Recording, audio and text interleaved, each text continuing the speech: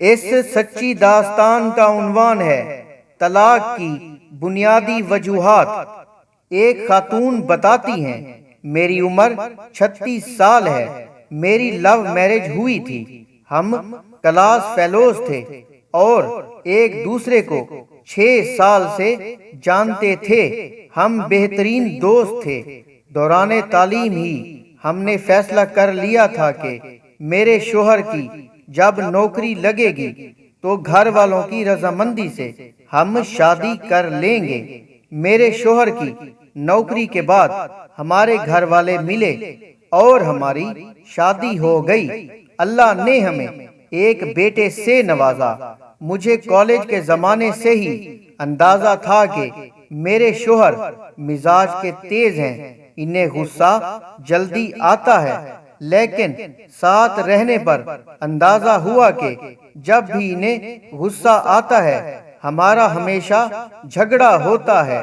مجھے ہمیشہ یہ فیل ہوتا تھا کہ وہ مجھے کنٹرول کرنے کی کوشش کرتے ہیں۔ جب بھی جھگڑا زیادہ ہوتا میں اپنے بچوں کو لے کر میکے چلی آتی۔ میرے میکے والے مجھے سہارا دیتے، تسلیاں دیتے کہ اس نے تمہیں کیا لاوارث سمجھ رکھا ہے۔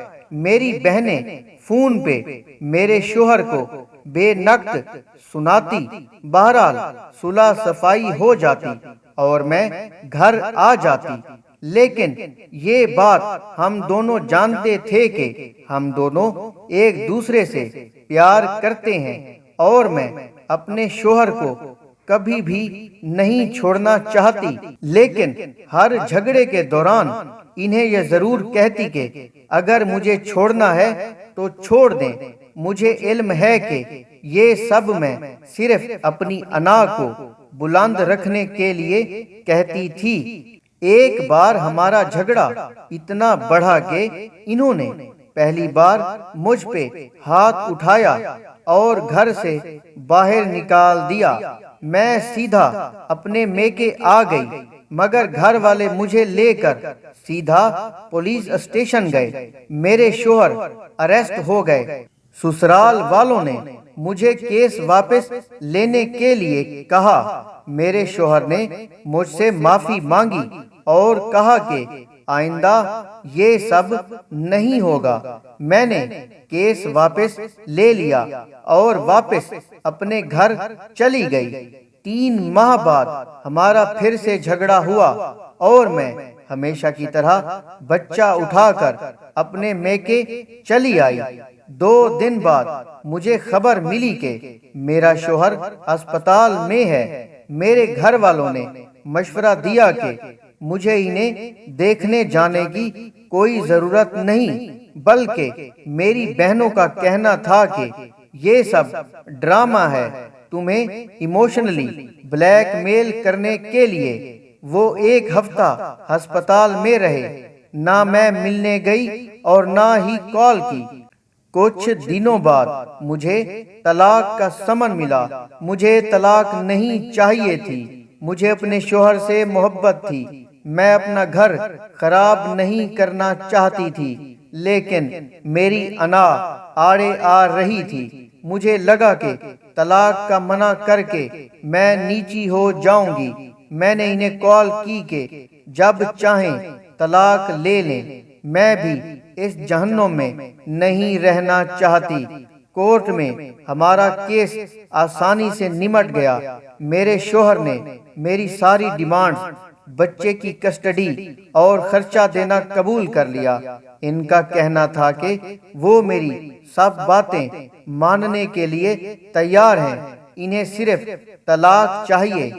اس طرح جولائی 2010 میں میری طلاق ہو گئی۔ میرے شوہر نے کچھ عرصہ بعد دوسری شادی کر لی، ان کے بچے بھی ہو گئے، لیکن میرے بچے سے ملنے اکثر آتے ہیں، اس کی ہر ضرورت کا خیال رکھتے ہیں۔